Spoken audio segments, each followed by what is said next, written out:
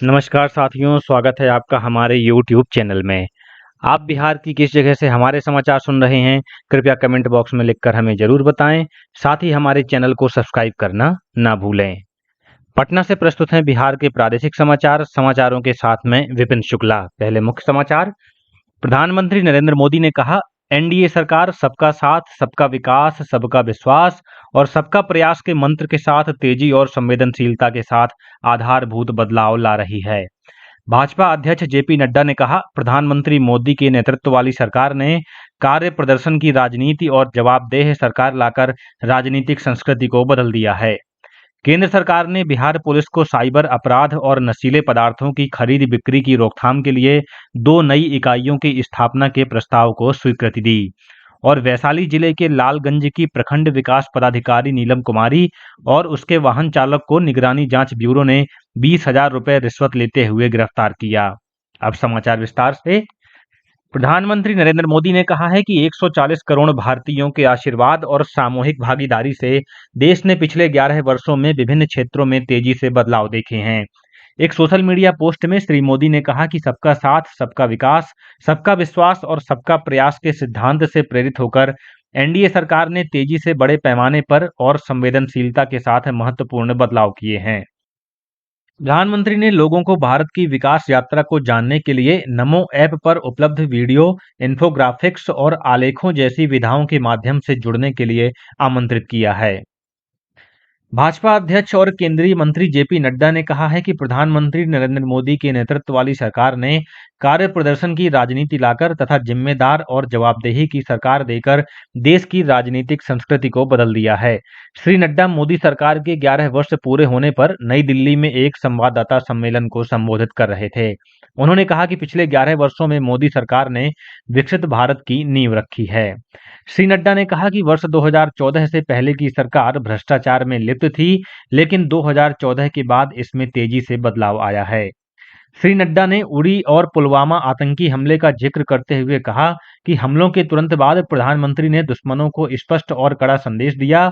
उन्होंने कहा कि पहलगाम आतंकी हमले के बाद प्रधानमंत्री ने कहा था कि आतंकवादियों को उनकी कल्पना से परे सजा दी जाएगी और ऑपरेशन सिंदूर के माध्यम से उस वादे को पूरा किया गया। भारतीय सेना 26वें कारगिल विजय दिवस के उपलक्ष्य में स्मरणोत्सव कार्यक्रमों की श्रृंखला शुरू करेगी। 26 जुलाई तक चलने वाले इस कार्यक्रम में राष्ट्र की सीमाओं की रक्षा करने वाले नायकों की अदम्य सेवा, बलिदान और साहस का सम्मान किया जाएगा।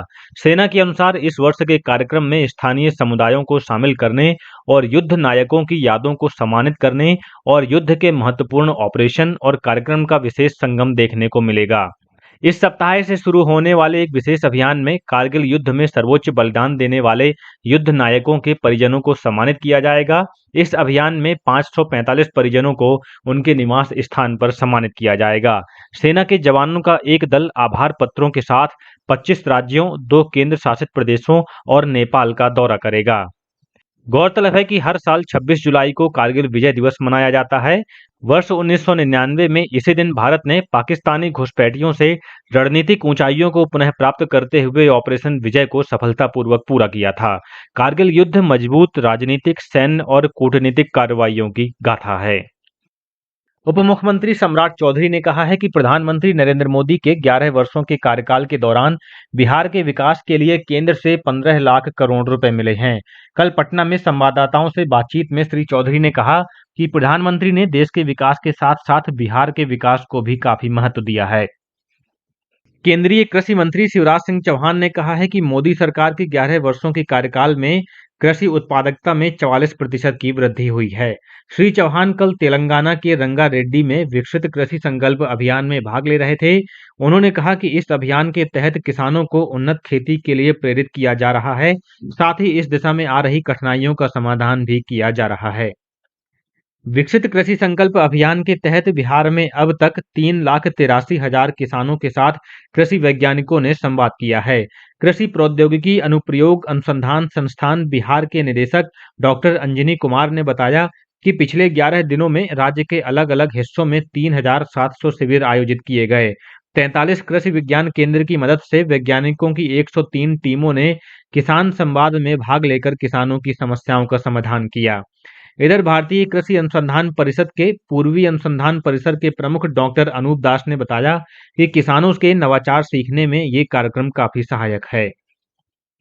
केंद्र सरकार ने बिहार पुलिस को साइबर अपराध और नशीले पदार्थों की खरीद बिक्री की रोकथाम के लिए 2 नई इकाइयों की स्थापना के प्रस्ताव को स्वीकृति दे दी है। एडीजी मुख्यालय कुंदन कृष्णन ने कल पटना में संवाददाताओं से बातचीत में ये जानकारी दी। उन्होंने बताया कि अभी साइबर अपराध और नशीले पदार्थों से जुड़े मामले आर्थिक अपराध इकाई के तहत आते हैं। वैशाली जिले के लालगंज की प्रखंड विकास पदाधिकारी नीलम कुमारी को निगरानी जांच ब्यूरो की टीम ने 20,000 रुपए रिश्वत लेते हुए गिरफ्तार किया है। साथ ही उसके वाहन चालक की भी गिरफ्तारी हुई है। प्राप्त जानकारी के अनुसार गिरफ्तार बीडीओ शिकायतकर्ता से प्रधानमंत्री आवास योजना का लाभ दिलाने के नाम पर अपने ड्राइवर के माध्यम से घूस ले रही थी। सीवान जिले के जसौली गांव में 20 जून को प्रधानमंत्री नरेंद्र मोदी की प्रस्तावित जनसभा को सफल बनाने के लिए एनडीए की प्रमंडल स्तरीय बैठक आयोजित की गई। बैठक में सभी घटक दलों के वरिष्ठ नेता शामिल हुए।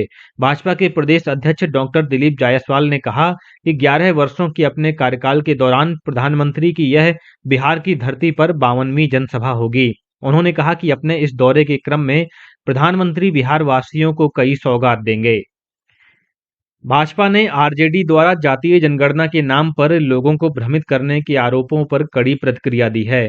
पार्टी के प्रदेश अध्यक्ष डॉक्टर दिलीप जायसवाल ने कहा है कि जातीय गणना और आरक्षण पर कांग्रेस और आरजेडी को बोलने का कोई अधिकार नहीं है। राजधानी पटना में कोविड के नए मामलों के मिलने का सिलसिला जारी है। पिछले 24 घंटों के दौरान 8 मरीजों में कोविड संक्रमण की पुष्टि हुई है। Civil surgeon doctor Avinash Kumar Singh ने बताया कि जिले में अभी तक 60 कोरोना संक्रमित मिले हैं, जिनमें से 20 पूरी तरह ठीक हो चुके हैं। आईसीएमआर के डायरेक्टर जनरल राजीव बहल ने कहा कि कोविड से लोगों को घबराने की जरूरत नहीं है। और अब पेश है मौसम का हाल। प्रदेश में मौसम शुष्क बना हुआ है। मौसम विभाग से प्राप्त जानकारी के अनुसार अधिकतम और न्यूनतम तापमान में 1 से 4 डिग्री सेल्सियस तक की बढ़ोतरी हुई है। राजधानी पटना समेत कई जगहों का अधिकतम तापमान 40 डिग्री सेल्सियस से ऊपर दर्ज किया गया। पिछले 24 घंटों के दौरान गोपालगंज और डेहरी राज्य के सबसे गर्म स्थान रहे। यहाँ का अधिकतम तापमान 40.8 डिग्री सेल्सियस रिकॉर्ड किया गया। इधर कल गोपालगंज में लू की स्थिति बनी रही। वहीं राज्य के उत्तर मध्य, उत्तर पश्चिमी और दक्षिणी हिस्सों में कई जगहों पर गर्म दिवस की स्थिति रही। मौसम पूर्वानुमान में कहा गया है कि अगले 2 दिनों के दौरान तापमान में किसी विशेष परिवर्तन की संभावना नहीं है। आज गोपालगंज और पूर्वी चंपारण जिले में लू चलने की आशंका है। राजगीर के रत्नागिरी पहाड़ के जंगली इलाके में फंसे 2 विदेशी पर्यटकों को सकुशल निकाल लिया गया है। डीएसपी सुनील कुमार सिंह ने बताया कि ये दोनों पर्यटक बौद्ध सर्किट के भ्रमण पर निकले थे और भटक कर जंगली इलाकों में चले गए थे। विदेशी पर्यटकों में एक वेनेजुएला और दूसरा आयरलैंड का नागरिक है। और अब अंत में मुख्य समाचार एक बार फिर।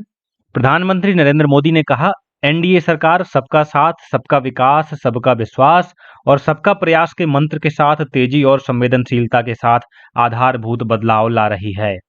भाजपा अध्यक्ष जेपी नड्डा ने कहा, प्रधानमंत्री मोदी के नेतृत्व वाली सरकार ने कार्य प्रदर्शन की राजनीति और जवाबदेह सरकार लाकर राजनीतिक संस्कृति को बदल दिया है। केंद्र सरकार ने बिहार पुलिस को साइबर अपराध और नशीले पदार्थों की खरीद बिक्री की रोकथाम के लिए 2 नई इकाइयों की स्थापना के प्रस्ताव को स्वीकृति दी।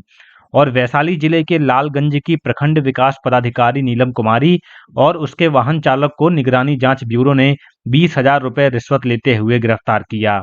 इसी के साथ पटना से प्रसारित बिहार के प्रादेशिक समाचारों का ये बुलेटिन समाप्त हुआ। नमस्कार।